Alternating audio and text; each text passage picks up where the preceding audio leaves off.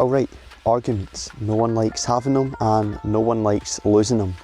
And if we're being honest, sometimes we are more interested in winning than actually being right.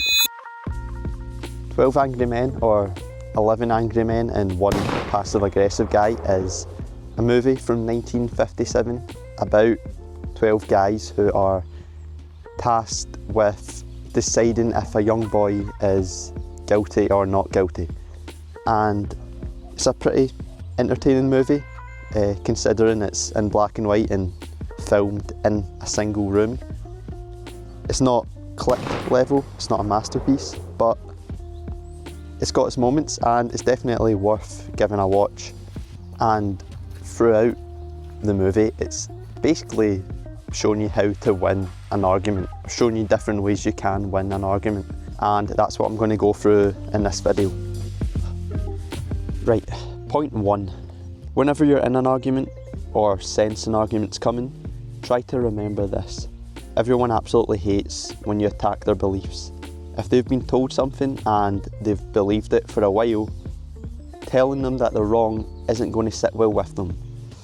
From the point of view of a person that's starting an argument, they need to remain in control and realise they have the answers within, and realise that they have the answers within themselves. In an argument scenario, it's almost impossible to change someone's mind. You can't change someone else's mind, only they can. So you need to try and find ways of convincing them to change it themselves.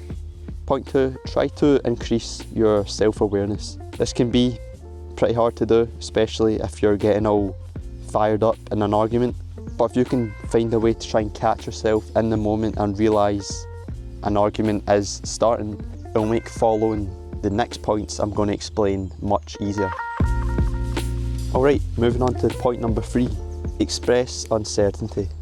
Instead of being fully against what the other person is saying and believing that you're 100% correct, you should say things like, I'm not sure about that, but it sounds like, rather than rigidly sticking to your own beliefs, which might be true, you should still express uncertainty and ask questions to get a clearer picture of what the other person is trying to say. Because 1, it will make them feel heard, and 2, you might learn that you're on the wrong side of the argument. For you to change someone else's mind, they need to believe that they can change your mind. And the way to do that is express uncertainty. Moving on to point number 4, don't contest every argument. So tell the other person that they're right every now and then. Rather than contesting every point in the argument, acknowledge when they bring up something that is right. Just because you disagree with someone's conclusion doesn't mean you disagree with everything they've got to say.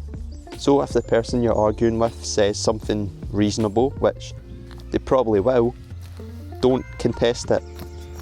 You'll feel like you're losing the argument at these points, but you'll come across more open-minded, which will keep the person you're arguing with's mind more open to what you've got to say. Alright, point number 5. Never state disagreement. Try to avoid saying things like, what do you mean I'm right? I've already proved this to you, you're wrong. Just try to avoid all that stuff.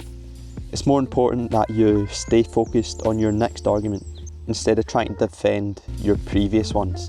So try to avoid full out disagreeing with the other person. And that brings us on to point 6. Often state agreement. Tell the other person that you're right and I agree with you when you do. Acknowledging when the other person is right helps calm everything down and it makes them more receptive to what you're saying.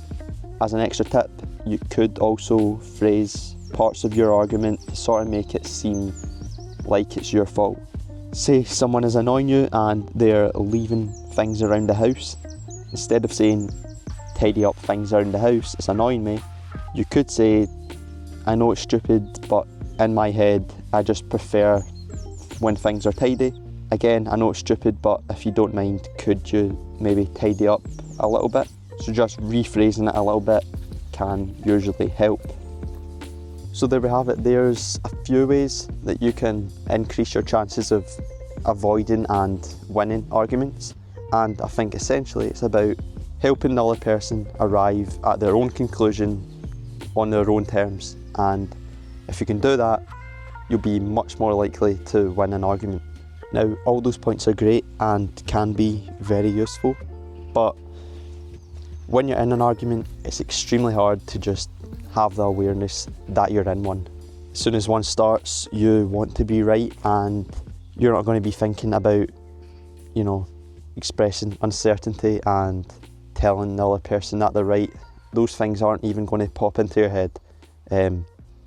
So maybe just pick one of the 6 points I mentioned and try to remember that for the next time an argument comes up.